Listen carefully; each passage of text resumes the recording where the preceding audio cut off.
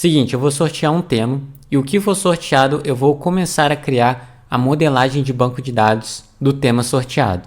Vamos nessa!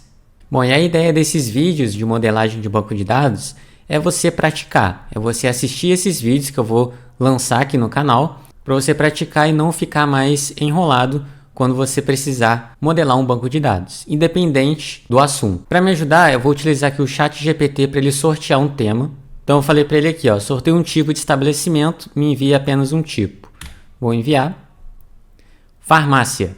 Então esse banco de dados vai ser para farmácia. Vamos lá. Bom, eu estou utilizando aqui o DB Designer, mas você pode utilizar qualquer outro de modelagem de banco de dados. Inclusive, existem alguns softwares que já têm essa funcionalidade de você criar diagramas. O Debeaver tem essa funcionalidade. Também tem o SSMS, né, da Microsoft, mas fica ao seu critério. Aí não se esqueça de deixar o seu like se esse vídeo estiver te ajudando. Bom, então vamos lá. Eu vou criar aqui uma tabela. Essa tabela eu já vou começar cadastrando os produtos de uma farmácia. Eu não vou nomear de remédios, né? Porque a farmácia ela pode vender vários outros tipos de produtos. Então vamos lá, eu vou colocar aqui produto. Eu gosto sempre de deixar aqui no singular, mas fica ao seu critério. Então aqui eu tenho o ID do produto, eu tenho o nome, depois eu vou colocar os tipos certinho aqui. Tenho aqui também o código de barras, que geralmente é único, né? Mas eu sempre gosto de colocar aqui um ID para a gente ter um controle aqui no sistema. Mas no sistema você pode, principalmente ali no caixa, por exemplo, da farmácia, buscar na hora que estiver realizando a venda pelo código de barras. Não tem problema. Então eu tenho ID, nome, código de barras. Acredito que é a categoria do produto também. Vou colocar aqui ID categoria, que vai ser uma outra tabela para cadastrar as categorias. Bom, por enquanto é isso, de produtos. Eu vou fechar. Então já tem aqui a tabela de produtos.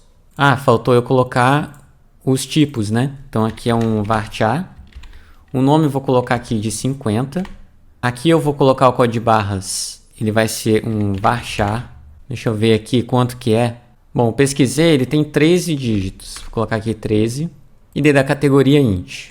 Bom, produto que pode ser qualquer outro, né, remédio, né? Inclusive já vou até colocar aqui uma nova tabela, categoria produto, que eu tenho aqui o ID. Eu também vou ter a descrição da categoria, certo? Vou colocar aqui um varchar 50, né? Então eu posso ter lá, posso ter remédio, posso ter produtos de limpeza, hein? Enfim. Aqui eu cadastro a categoria. Posso fechar por enquanto só ID e descrição. E aqui eu levo a minha chave ID para ID categoria. Então, eu escolho esse daqui, ó, 1 para N. Então, eu vou partir aqui do ID de categoria produto para ID categoria. Beleza, então já está aqui o relacionamento. 1 para N. Bom, e os produtos, eles são recebidos em lote. Então, eu preciso criar aqui uma tabela chamada lote. Então, tem o ID do lote, que eu vou cadastrar. Então, chegou um novo lote, cadastro nessa tabela. Né? Então, o que é um lote? É um conjunto do mesmo produto. É como se fosse uma caixa ali com uma identificação. Então, isso vai depender muito da regra de negócio do local, né? Da farmácia. Mas cada lote tem a sua data de validade. Né? Então, os produtos daquele lote têm a mesma data de validade. Então, o que eu posso fazer aqui é incluir já a data de validade, mas primeiro eu posso colocar aqui, eu tenho o ID, eu tenho também um código do lote, né, que é algo específico lá para eles identificarem, ele pode cadastrar aqui o código, então posso utilizar o código do lote para buscar. Né? E o código do lote, como eu não sei como que está vindo exatamente, eu posso deixar aqui como varchar, colocar aqui 100. Nesse lote, que produto que vai vir nesse lote? Né? É um único tipo, então eu posso colocar aqui o ID produto. Ou seja, no estabelecimento, o produto eu cadastro uma única vez. E depois eu só vou cadastrando os lotes que eu vou comprando para a farmácia. Então, o lote vai ter um conjunto ali de produtos. Então, eu tenho aqui o integer. Tenho também a quantidade que veio. Eu tenho a validade, que vai ser aqui um date time, Isso depende muito aí do banco que você estiver utilizando, né? Então, sempre bom verificar aí os tipos. E eu tenho também a data recebimento, que é quando eu recebi esse lote, também date time. Por que é importante colocar aqui a data de recebimento? Porque se lá na minha regra de negócio lá da farmácia, eles usarem por data de recebimento, né, que é o FIFO, First In, First Out, isso significa que eu vou ter que olhar para essa data e verificar da onde eu vou descontar os meus estoques. Então, assim que eu fizer uma venda de um produto, que ele vai buscar nessa tabela de produto, automaticamente eu vou buscar pela data mais antiga, que ainda contém produtos, e eu vou descontar naquele lote. Isso se a regra do estabelecimento é usar o lote mais antigo, que ainda tenha produtos para serem vendidos naquele lote, e que eles coloquem à venda, né? Então ele vai descontando dessa forma. Tem várias formas, né, de fazer isso. Vai depender da farmácia, né? E aqui é tudo obrigatório. Não posso esquecer de marcar o not null. Por enquanto é isso. Se eu tiver mais ideias aqui, eu posso voltar aqui e colocar. Então aqui eu tenho o ID do produto, vindo aqui para o ID do produto aqui do lote. Né? Então, um produto pode estar em vários lotes. Né? Então, por isso tem essa anotação de pé de galinha aqui, vários. E um lote pode conter apenas um tipo de produto. Bom, então agora vamos partir para a venda, quando uma venda é efetuada. Então eu vou criar aqui uma tabela chamada venda. Então eu tenho aqui o ID da venda, tenho a data da venda, né, que já vai incluir ali data e hora, date time. Bom, talvez aqui o ID do cliente, né? Às vezes a farmácia tem ali o cliente cadastrado. Bom, por enquanto só esses 3 campos aqui mesmo. Eu vou deixar todos obrigatórios. Então vou selecionar aqui not null. Então eu tenho aqui a venda e eu tenho também os detalhes da venda para permitir que eu inclua vários produtos em uma venda. Então eu tenho aqui uma nova tabela onde eu tenho um detalhe venda, onde eu tenho o ID da venda, o ID do produto, o ID do lote que foi retirado, né? Isso daí vai ter uma lógica lá no sistema, na API, que vai identificar, né? O lote mais antigo disponível, né? Que ainda tem estoque é esse. Então eu vou pegar o ID desse lote e descontar, né? Desse lote. Ou ele pode pegar também o ID do lote onde tem a data de validade mais antiga, por exemplo. Ou também ele pode pegar a data de fabricação, né? A data de fabricação mais antiga é considerado o lote atual, né? Que está sendo descontado naquele momento. Enfim, isso daí vai depender da regra de negócio. Então tem aqui o ID do lote e a quantidade desse produto, né? Que está sendo vendido. Também integer. Beleza? Então aqui vai ser todos obrigatórios. Vou fechar. Então nós temos aqui o relacionamento de produto, ID produto para o detalhe da venda. Nós temos o ID da venda aqui como foreign key, aqui em detalhe venda. Então eu vou vir aqui e conectar, beleza? E eu tenho também o ID do lote. Então o ID do lote ele vem para cá. Então o ID do lote vai ser uma chave estrangeira aqui em detalhe venda. Bom, aqui eu tenho o campo, aqui em lote, eu tenho o campo quantidade. Só que eu também consigo fazer um count de quantidade aqui em detalhes venda. Mas pensando em performance, você pode consultar, né, aqui diretamente na quantidade. Claro, o seu sistema tem que sempre atualizar, assim que efetuar uma venda, tem que atualizar aqui a quantidade no lote. Mas aqui é interessante, se você fizer isso, é interessante você criar um campo da quantidade original, né, que veio o lote, e a quantidade atual. E aí fica ao seu critério. Então eu posso colocar aqui, quantidade atual, que seria a quantidade para você atualizar a todo momento, né, a cada venda.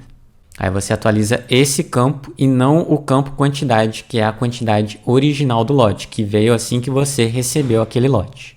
Bom, beleza. Então já temos aqui a venda. Se vocês perceberem, esse sistema aqui especificamente não serve apenas para farmácias, serve para outros estabelecimentos, né? Então, qualquer estabelecimento que realize vendas, essa modelagem serve. Bom, como aqui em vendas eu criei um campo ID cliente, vamos colocar aqui uma tabela de cliente. Então, aqui eu tenho o ID do cliente. Posso colocar aqui o endereço também. Eu não vou me aprofundar muito aqui, senão eu vou acabar fugindo do escopo, né? Senão depois eu tenho que criar uma tabela relacionada só com o endereço. Então eu vou colocar aqui um endereço, um varchar aqui de 150 mesmo. Colocar aqui o nome do cliente, vai ser varchar, colocar 250. O CPF também, interessante colocar, CPF varchar 11. Enfim, por enquanto isso daqui mesmo. Colocar aqui not null para todos, ok. E o ID do cliente vai vir para cá. Perceba o seguinte, pessoal. Eu estou trabalhando sempre aqui com o recurso 1 para N, mas é claro que existem tabelas aqui consideradas N para N. Por exemplo, eu tenho aqui produto e venda. Em venda, eu posso ter vários produtos e um produto pode estar em várias vendas. Então é N para N. Então eu tenho uma tabela intermediária. Então qual que é essa tabela intermediária? Detalhes venda. Então eu consigo criar manualmente a tabela intermediária, que por sua vez vai ser, eu consigo utilizar o 1 para N, né, de produto para detalhe venda, e 1 para N de venda para detalhe venda. Beleza? Aqui no DB Design eu posso criar automaticamente a tabela intermediária N para N. Só para demonstrar para vocês, ó, vou colocar aqui duas tabelas. Então, vou colocar aqui teste 1, que vai ter o ID, que vai ser um campo de teste mesmo.